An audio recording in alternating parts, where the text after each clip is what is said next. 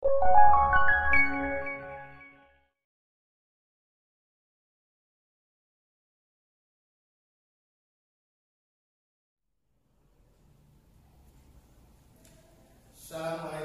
warahmatullahi wabarakatuh. Selamat pagi anak-anak.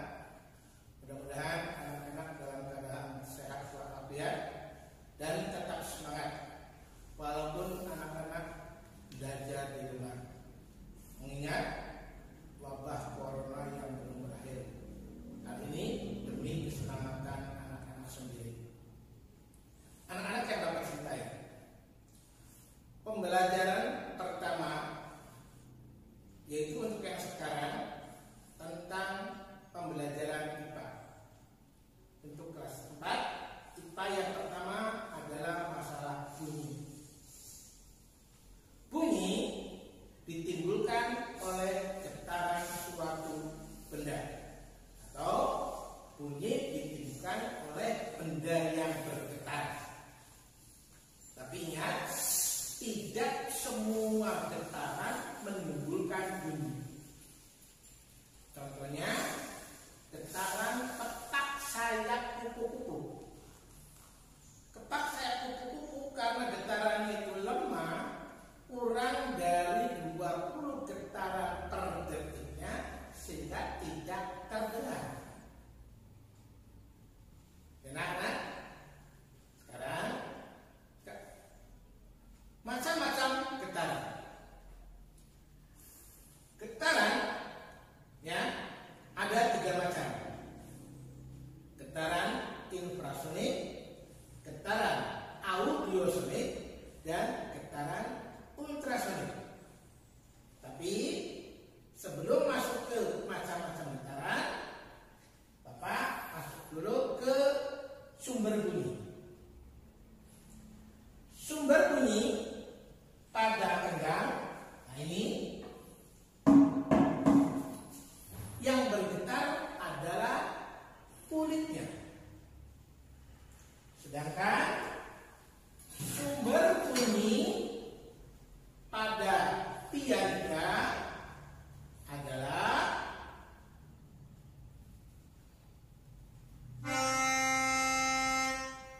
udaranya. Sumber bunyi pada saron, nah ini Bapak lepas. Nah ini anak-anak, pada saron adalah logamnya. Anak-anak bisa mencari sendiri sumber bunyi yang lainnya. Misalnya sumber bunyi pada suara nyamuk ditimbulkan oleh getaran apa anak-anak? Suara nyamuk ditimbulkan oleh getaran sayapnya. Sumber bunyi pada angklung, apa yang bergetar anak-anak? Yaitu bambunya. Bagaimana dengan sumber bunyi yang dikeluarkan oleh manusia? Sumber bunyi yang dikeluarkan oleh manusia adalah getaran pita suara. Anak-anak yang Bapak cintai, tadi disebutkan bahwa bunyi ditimbulkan oleh getaran suatu benda. Apa sih yang dimaksud dengan getaran itu? Getaran ialah gerak bolak-balik dari sikap keseimbangan. Nah ini disebutnya dalam keadaan seimbang. Gerak dari ini misalkan pada gambar O ke A, ke O ke B, dan kembali ke O lagi, itu disebut dengan satu getaran. Banyaknya getaran setiap detiknya kalau kamu ukur dengan stopwatch, itu disebut dengan frekuensi. Banyaknya getaran setiap detiknya ya disebut frekuensi.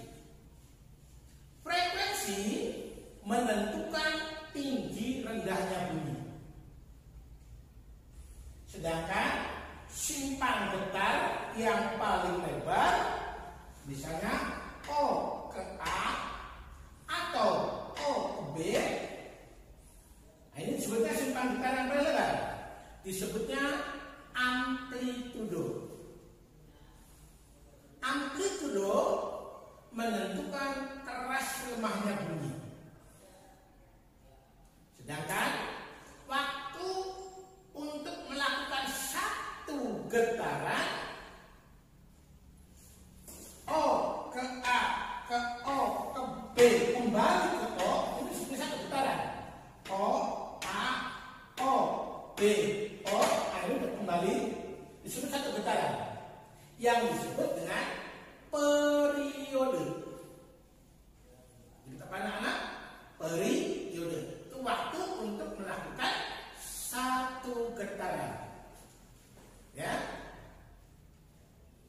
Sedangkan kalau anak-anak mukul pada benda apapun akan terjadi suara yang berbeda-beda.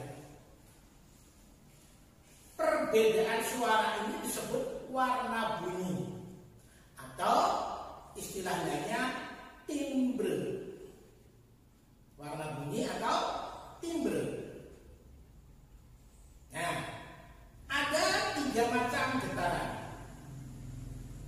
yaitu satu, getaran infrasonik, ya, getaran yang kekerapannya kurang dari 20 getaran per detik atau kurang dari 20 Hz. Contoh getaran infrasonik yaitu pada kepak sayap kupu-kupu. Karena getarannya lemah, manusia tidak mampu mendengar getaran infrasonik. Yang kedua, getaran audiosonik, yaitu getaran yang kekerapannya atau frekuensinya antara 20 sampai 20.000 getaran per detik atau hertz. Hertz itu adalah satuan frekuensi banyaknya getaran. Getaran audiosonik ini mampu didengar oleh manusia, dapat didengar oleh manusia. Itu kemampuan manusia, yaitu antara 20 sampai 20.000 getaran per detiknya suara itu bisa didengar. Yang ketiga ialah getaran ultrasonik. Getaran ultrasonik yaitu getaran yang frekuensinya atau kekerapannya lebih dari 20.000 getaran per detik atau lebih dari 20.000 Hz. Hewan yang mampu mengeluarkan dan menangkap bunyi getaran ultrasonik di antaranya: satu, lumba-lumba; dua, kelelawar; tiga, anjing; empat, ngengat dan rayap. Nah, hewan-hewan itu mampu mendengar getaran ultrasonik. Yang barangkali ada yang lain, nanti anak-anak bisa cari sendiri. Ya. Nah,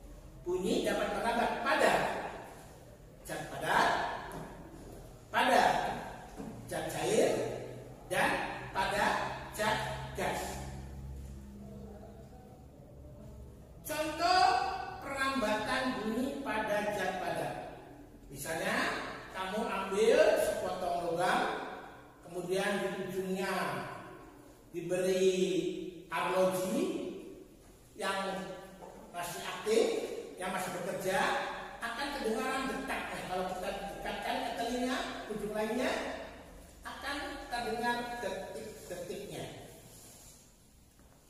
Itu perambatan bunyi pada jam padat. Atau kalau kamu bermain telepon-teleponan, dua buah kaleng dilubangi tengahnya, kemudian dihubungkan dengan benang. Satu teman berbicara dan kamu tempelkan satunya lagi di telinga. Teman yang lain suruh berbicara, akan terdengar. Ini perambatan bunyi pada zat padat. Yang kedua, perambatan bunyi pada zat cair. Kalau kamu sudah berenang, tempelkan telinga di air, kemudian teman kamu dari jarak jauh menepuk-nepukkan air, itu akan terdengar. Ini contoh perambatan bunyi pada zat cair. Bagaimana dengan perambatan bunyi pada zat gas? Seperti ini. Bapak berbicara langsung, ya, terdengar oleh kamu. Nah, suara bapak ini terbawa oleh gelombang di udara. Ini contoh perambatan bunyi di udara. Bunyi tidak dapat merambat pada ruang hampa. Misalnya di angkasa luar atau di bulan misalnya, ya, itu tidak ada udara. Sehingga kalau kita bicara di angkasa luar, itu tidak akan terdengar karena tidak ada rambatan bunyinya, tidak ada medianya, tidak ada alatnya untuk menyampaikan bunyi atau suara. Kemudian apa sih sebab terjadinya gaung dan gema? Jika kita berada di ruangan yang sempit, misalnya kamu naik kendaraan masuk ke sebuah lorong, supir menyalakan bel, maka akan terdengar suara yang gaduh. Sebaliknya, kalau kita berbicara atau berteriak di tempat yang luas, terdengar suara yang akan jelas. Misalnya kalau kita berbicara hai, baru setelahnya itu terdengar hai lagi. Nah, itu yang disebut dengan gaung dan gema. Gaung terjadi pada ruangan yang sempit, sedangkan gema terjadi pada ruangan yang luas. Untuk menghindari terjadinya gaung dan gema, baik di gedung bioskop maupun studio radio, dipasang alat peredam bunyi atau alat peredam suara. Apa saja sih alat peredam bunyi itu? Bisa busa, styrofoam, kain tebal, karpet, dan lain-lainnya. Bisa kamu cari sendiri. Itu alat-alat peredam bunyi yang bisa menyerap bunyi. Sedangkan bunyi jika mengenai dinding yang keras akan memantul atau dipantulkan. Ya. Nah, dengan adanya bunyi pantul ini bermanfaat. Ada manfaatnya. Apa saja sih manfaatnya? Adanya bunyi pantul itu. Manfaat adanya bunyi pantul di antaranya: satu, dapat untuk mengukur kedalaman laut. Dua, dapat untuk mengetahui adanya gerombolan ikan di laut. Ketiga, dapat untuk mengetahui adanya cekungan minyak di bumi.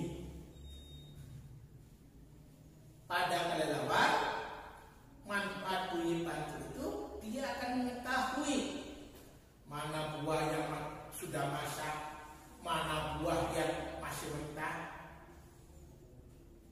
Sedangkan matanya sendiri tidak jelas kelelawar itu. Dia memanfaatkan bunyi pantul yang dikeluarkan, kemudian memantul, ditangkap kembali. Sehingga kelelawar itu pada malam hari